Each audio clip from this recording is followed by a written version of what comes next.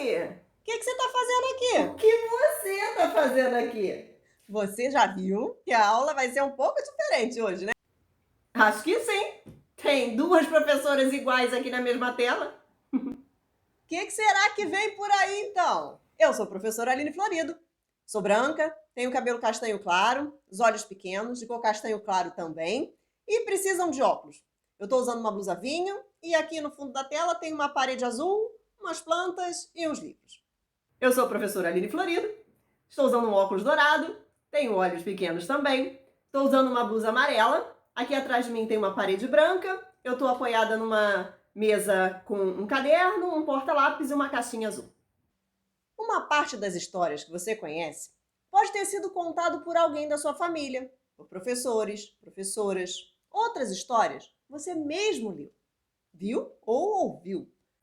Mas você também já parou para pensar em como as histórias eram contadas quando não havia escrita? Como será que as histórias não se perdiam? Como será que as histórias, umas já muito antigas, ainda são contadas até hoje? Quando não havia escrita, as histórias eram contadas aos outros assim, ó, só falando. Muitas dessas histórias não se conhece nem como começaram, pois já faz tanto tempo que elas existem que não se sabe nem ao certo quem foi a primeira pessoa que contou. Contos como Branca de Neve, Cinderela, Bela Adormecida, por exemplo, essas já existiam muito antes dos irmãos Grimm resolverem lá escrever num livro. Os irmãos Grimm, assim como alguns outros autores, somente ouviram essas histórias de alguém e resolveram escrevê-las para que as palavras pudessem ficar gravadas em páginas e pudessem ser levadas a outras pessoas. Assim são as histórias muito antigas. Isso acontece também com as lendas. Algumas lendas têm tanto tempo, são contadas por tantas pessoas que já nem se sabe como é que elas começaram. Você com certeza já ouviu algum. A lenda da Yara, do Boto, do Saci, do Curupira. Mas será que é só no Brasil que lendas existem? Em outras partes do mundo contam-se lendas também. Cada país tem um conjunto de lendas próprias. E lenda é uma narrativa contada oralmente pelas pessoas. Elas tentam explicar ali acontecimentos misteriosos, sobrenaturais e misturam fatos reais com imaginários ou até fantasiosos. E elas também vão se modificando através do tempo e da imaginação do povo. Cada cultura, cada povo, cada país cria essas histórias que são transmitidas de geração em geração por meio da oralidade. São histórias que nossos avós contaram para os nossos pais e que chegaram até nós. E que provavelmente a gente vai contar para os nossos filhos e netos. Sabe que isso me lembra uma coisa? Uma lenda africana que eu ouvi uma vez. Era sobre o quê? Ela se chamava Por que os mosquitos unem no ouvido da gente? Opa! Essa eu quero saber. São uns bichinhos bem chatos mesmo, né? E quando aparece na hora da gente dormir, um horror, muito chato. Então eu vou contar para vocês. Era assim. Numa bela manhã, um mosquito assim, viu um iguana bebendo água no poço e puxou papo com ele. Iguana, você não vai acreditar no que eu vi ontem. Aí a iguana pediu para ele falar o que que era. Então o mosquito falou assim: vi um fazendeiro colhendo inhames que eram quase do meu tamanho. Aí o iguano, muito mal-humorado, foi logo interrompendo. E disse que aquilo era absurdo, que como é que era possível comparar mosquitos com inhames. E não dava para ouvir aquilo que o mosquito estava falando mesmo. Então, enfiou 2 gravetos nos ouvidos e foi saindo. Aí, quando ele ia andando pelo mato, ainda com os gravetos nos ouvidos, passou por uma cobra, que deu bom dia para ele. E assim, claro que com um graveto enfiado no ouvido, o iguana não escutou foi nada, né? E a cobra pensou logo que o iguana estava zangado com ela, ou então até que queria armar alguma coisa para ela. E foi procurar um lugar para se esconder. O melhor lugar que achou foi. Já faz um tempão que eu conheço essa história.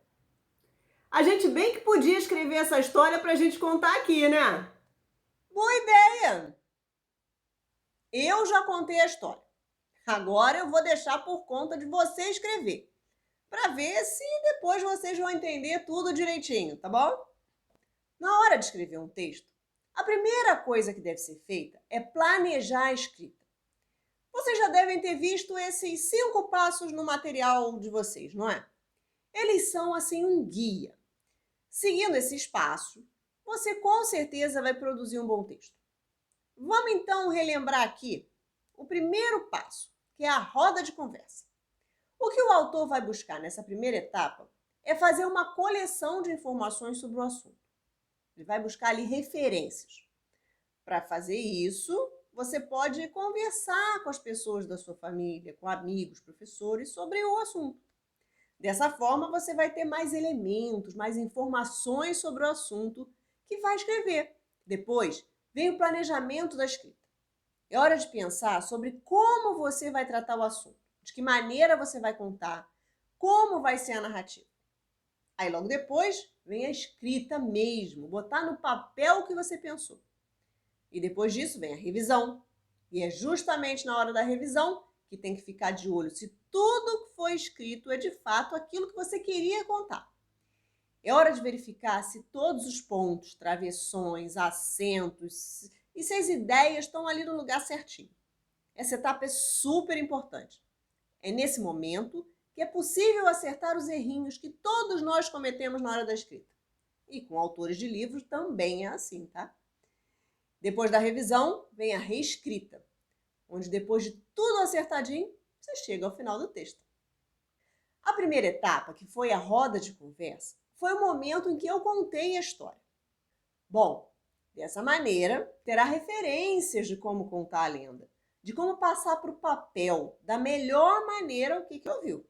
Passando para o segundo passo, planejamento da escrita. Imaginando, construindo aquilo que vai escrever. Relembrando a história, pensando nas partes que achou mais interessante, mas sem perder a ideia toda do que foi contado. E assim, pode ser que ouvindo a história só uma vez, alguns detalhes se percam ali na hora de contar. Mas é justamente por isso que vão se seguir as demais etapas, os outros passos, para que tudo fique bem contadinho, tudo bem escritinho num texto narrativo. E outras pessoas entendam a história tão bem quanto você ouviu. Você também pode fazer algumas anotações, como um rascunho, ou até usar desenhos para te ajudar a organizar as ideias. Assim, mais ou menos como se fosse uma história em quadrinhos, dá super certo.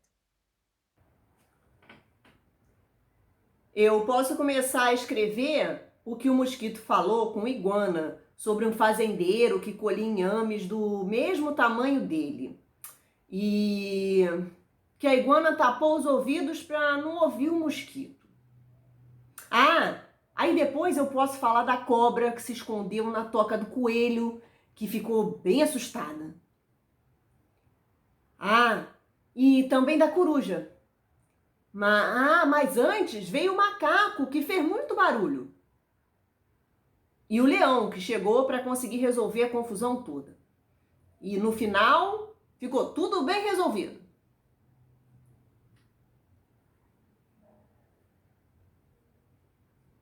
Eu também tenho que te lembrar de algumas coisas muito importantes que não devem ser esquecidas durante a escrita. A finalidade, o gênero e o interlocutor. Já te explico. A finalidade é aquilo que se pretende alcançar. É o famoso para que serve? E assim, você deve pensar o que você deseja com o seu texto. Você quer uma história para divertir, para fazer o outro rir? Ou você quer que a pessoa aprenda alguma coisa com aquilo? Ou ainda, você só quer contar um fato ou uma história? Tem que levar em conta também o gênero. Cada tipo de texto tem sua regra própria. Cada gênero possui suas características próprias. Por exemplo, o jeito de que se escreve um bilhete é diferente de como se escreve uma fábula. Uma receita é diferente de uma poesia. E assim por diante. Tudo aqui vai depender da finalidade, para quem você está querendo comunicar e a situação em que isso tudo vai acontecer. E por último, mas não menos importante, o interlocutor, aquele para quem você está escrevendo. É para uma pessoa só? É para um grupo? É para um amigo ou para o diretor da escola? Tudo isso faz diferença. Vamos ver aqui na situação que a gente está vendo hoje. A finalidade é recontar a história para que outras pessoas possam conhecer. Já o gênero é o narrativo, só está contando os acontecimentos da história. E o interlocutor? São as pessoas de qualquer idade que queiram conhecer essa lenda. Agora, fica um pouco mais claro identificar e aplicar esses itens na hora de escrever o texto, não é? Bom, na aula de hoje, a gente pode perceber que o jeito como a gente vai escrever, ou seja, que tipo de texto a gente vai usar, vai depender de para quem é esse texto. Vai depender também de para qual finalidade você está escrevendo. Para cada situação, a gente precisa de um modo diferente. Fique esperto aí na hora de escrever alguma coisa, hein? Pensa direitinho e vê qual é o melhor gênero de texto de acordo com a sua finalidade e o seu interlocutor. Fica a dica, hein? Que tal agora você tentar fazer o planejamento de uma história que você tem ouvido? Usa aí a criatividade, pratica diferentes maneiras de construir um texto. Lembrando sempre que você deve sempre pensar nessa hora qual é a finalidade desse texto, qual o gênero textual que você vai usar e quem é o seu interlocutor. Capricha, hein? Hoje, a gente só ficou nos 2 primeiros passos. Fique de olho nas próximas aulas por aqui, que a gente vai continuar com as outras etapas. E se você ficou curioso também para saber o resto da história, não perde a próxima aula não, que a gente vai construir a escrita dessa lenda e você vai poder conhecer ela também. Bom, a aula de hoje chegou ao fim. Espero que você tenha gostado da nossa conversa de hoje e tenha aprendido alguma coisa nova. Ou até lembrado de alguma coisa que você já tinha aprendido. Continue acompanhando as aulas, fazendo as atividades e os desafios. E você também pode acessar através do aplicativo Reeduca em Casa, na aba Reeducopédia. E além de rever essa aula, lá tem um quiz para você testar os seus conhecimentos. Uma seção de Saiba Mais, onde tem indicação de outros materiais sobre o assunto da aula. Além de muitos outros materiais e leituras interessantes. Explora lá para conhecer melhor. Fique bem, se cuide, fique atento, hein? Um beijinho. Tchau!